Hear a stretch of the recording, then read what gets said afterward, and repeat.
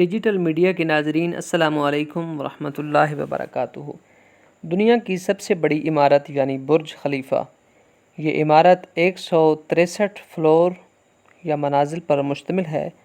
Dubai کے علماء کا یہ فیصلہ ہے کہ برج خلیفہ میں مقیم 80 فلور تک کے لوگ متعلقہ شہر سے 2 منٹ بعد روزہ افطار کریں گے اور 80 فلور سے 150 فلور تک کے لوگ 3 منٹ بعد روزہ افطار کریں گے متعلقہ شہر سے۔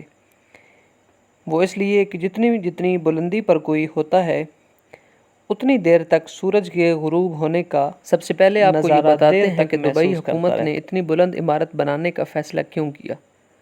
دبئی کے ڈان شیخ محمد نے اپنی ٹویٹ میں کہا تھا کہ برج خلیفہ کی تعمیر کا خیال انہیں کئی دہائیاں پہلے تب آیا جب 1960 میں نیو یارک میں واقع امپائر اسٹیٹ بلڈنگ کے دورے پر تھے۔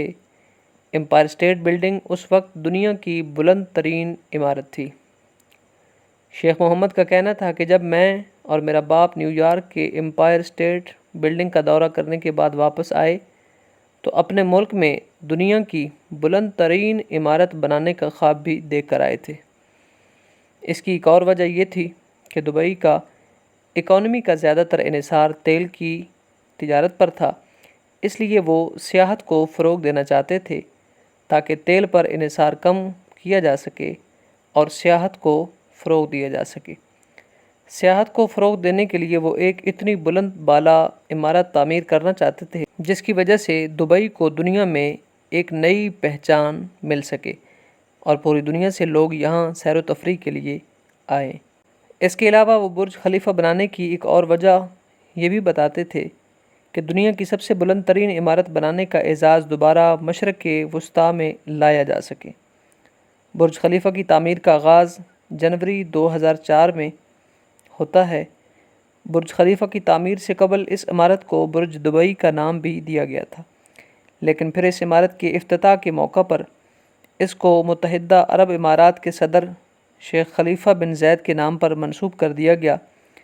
اس کی وجہ یہ بھی تھی کہ دبئی پر اس وقت ایک ایسا وقت آیا تھا کہ جب برج خلیفہ اور دیگر تعمیراتی منصوبے مال کے بحران کی وجہ سے روکنے کے قریب آ گئے تھے۔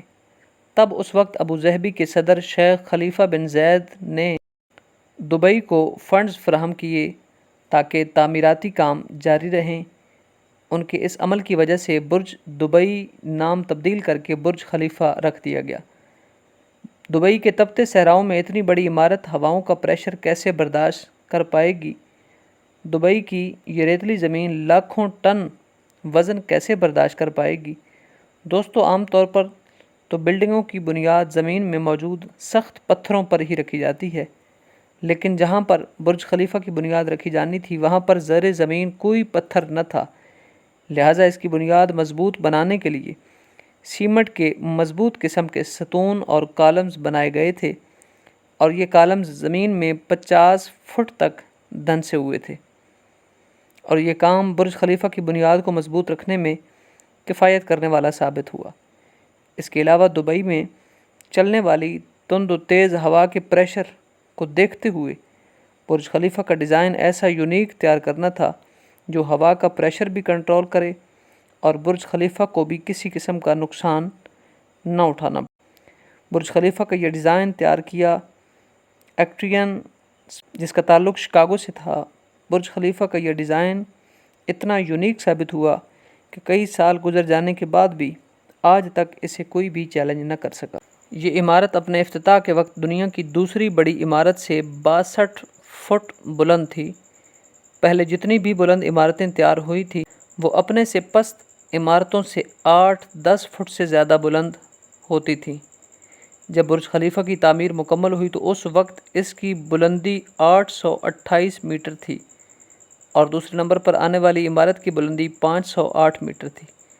آج کی اس ویڈیو میں برج خلیفہ کی اونچائی اور اس کے ساتھ ملتی جلتی معلومات آپ تک پیش کی گئی ہیں۔ نیکسٹ ویڈیو میں برج خلیفہ کی تعمیر سے مکمل ہونے کی معلومات آپ تک پہنچائی جائیں گی۔ جڑے رہیے ڈیجیٹل میڈیا کے ساتھ۔ اللہ حافظ۔